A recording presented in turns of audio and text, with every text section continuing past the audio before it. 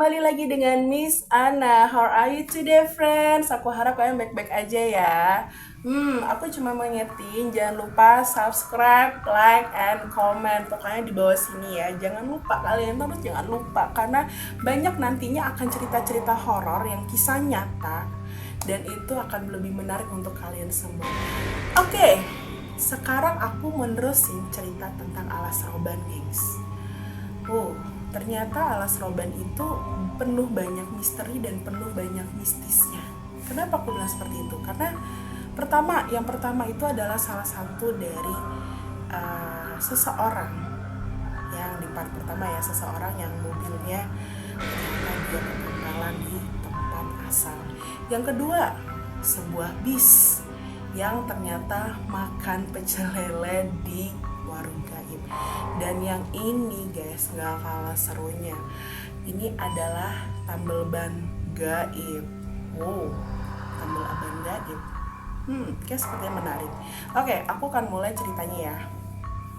Jadi begini gengs, ada sebuah mobil, dia dari arah, aku nggak tahu dari arah Bantang ya, Pemantang gitu ya, itu untuk ke lokasi Jawa Timur, daerah di Jawa Timur, dan dia mengharuskan untuk lewat Alas Roban.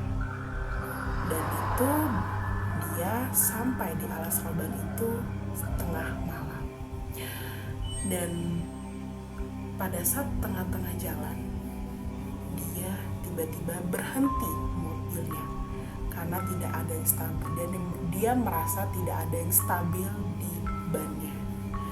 Akhirnya dia berhenti di tempat itu dan dia melihat ternyata bannya bocor, dan dia juga ngeliat sekitarnya apakah ada paku atau mungkin ada benda-benda yang tajam untuk bisa merobek bannya. Setelah itu kalian tahu, dia mau berusaha untuk membetulkan dan membenarkan ban itu sendiri. Akhirnya dia buka bagasi, ternyata alat-alat dia tidak ada karena tidak terbawa dari lokasi dia berangkat awal. Setelah itu dia cari-cari pertolongan, dia pikir ternyata tahu gak guys, di depan matanya ada tambal ban. Kalian coba bayangin ya, di tengah hutan ada tambal ban tuh gimana ceritanya coba.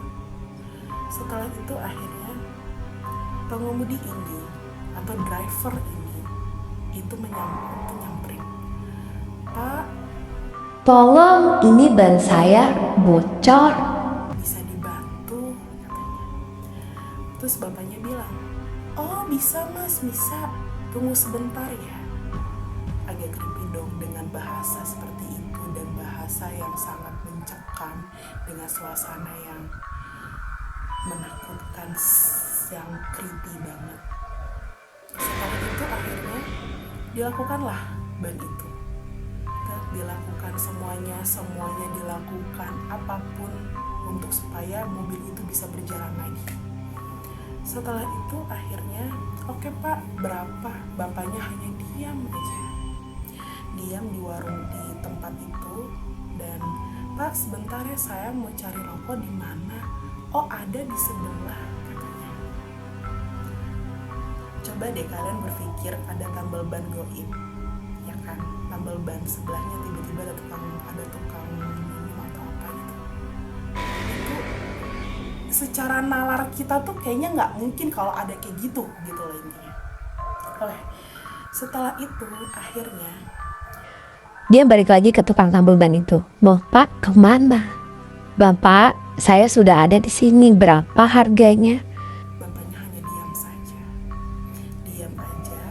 hanya untuk melihat di sini ada apa. Tapi ternyata pada saat ditepok, kalian tahu dia adalah sosok di situ dan muka rata. Dan untungnya ban itu sudah bisa digunakan untuk berjalan. Setelah itu kalian tahu, di sana pada saat dia berjalan dia bingung, ini ada apa, sampai dia lupa kembaliannya. Dan kalian tahu, tapi tidak bisa seperti itu. Ternyata di lokasi itu itu dia diputar-putarnya untuk kembali ke situ. Karena apa? Dengan alasan uang kembaliannya belum diterima. Itu sangat mengerikan kan? Ketika kalian datang atau mungkin kalian lewat di situ, apa yang kalian rasakan? Pertama pasti kita buat para cewek pasti akan takut di situ sendirian. Ini harus mau ngapain? Harus apa? Si bapak itu dengan tenangnya, dengan dia membaca dengan keyakinannya supaya arwah-arwah atau apa ya, setan-setan yang ada di sana tuh pergi. Dan itu kalian tahu, setelah udah gitu dia dibawa putar selama berjam-jam, diputar-putar di situ, diputar-putar untuk supaya si mobil itu tabrakan. Dan itu mengerikan sekali. Dan itu tidak mungkin kalau misalnya kita di situ. Akhirnya kalian tahu, setelah itu dia jalan lagi, dan kalian pada saat si bapak itu melihat kaca spion di belakang ternyata ada yang ngikutin. Dan itu kalian tahu, bapak-bapak yang ada di tambal ban itu dan dengan mukanya yang berdarah-darah. Wow.